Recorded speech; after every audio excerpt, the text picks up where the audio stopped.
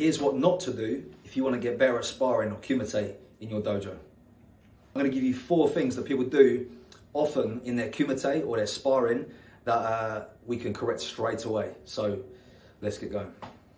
So I'm here with Nat Hearn today, and he's going to help me demonstrate some of the techniques and some of the things we're talking about. So I made a video recently about the use of hikite and using it as a pulling and gripping kind of technique for when you have a hold of your opponent, maybe to keep a hold of them, pull them off balance, this kind of thing.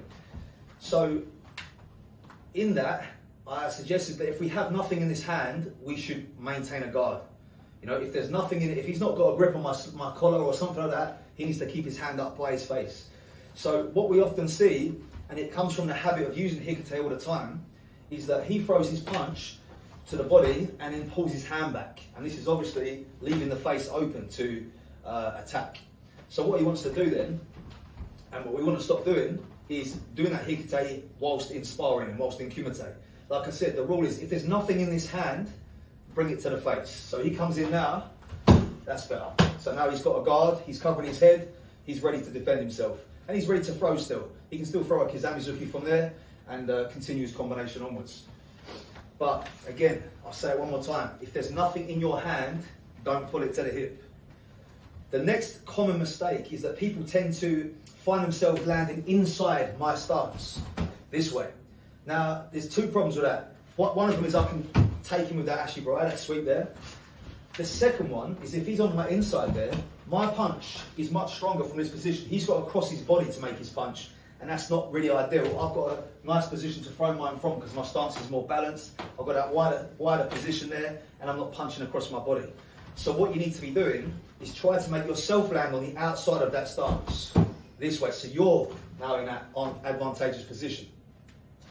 Alternatively, if we are coming on the inside, he wants to come at me more from this angle. So he maybe breaks off and then attacks from that position there.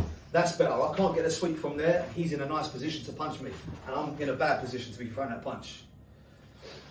The next thing is that people tend to throw just single techniques. So he throws maybe his kizamizuki from there.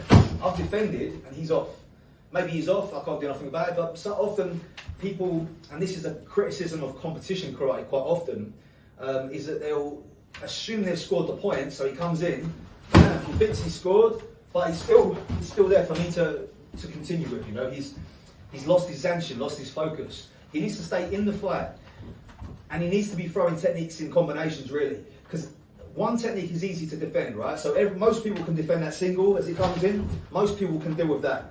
You know, 2 techniques, again, not so bad, we can deal with 2. But once he starts throwing techniques in combination, it becomes a bit more of a difficult situation to deal with, because you're dealing with, you know, blocking unpredictable combinations there.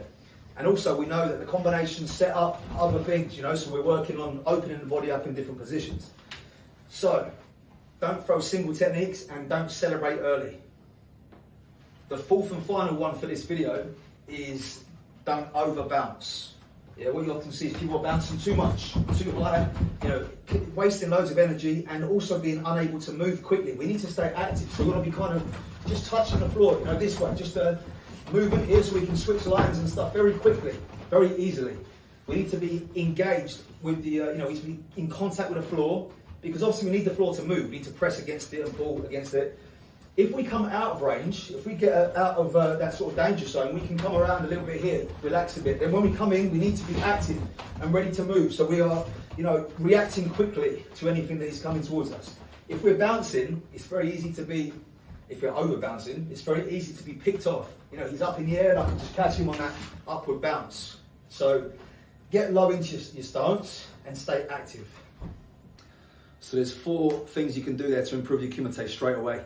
Thanks to Nat for joining me in this video. Go and check his channel out. I will put a link in the video description.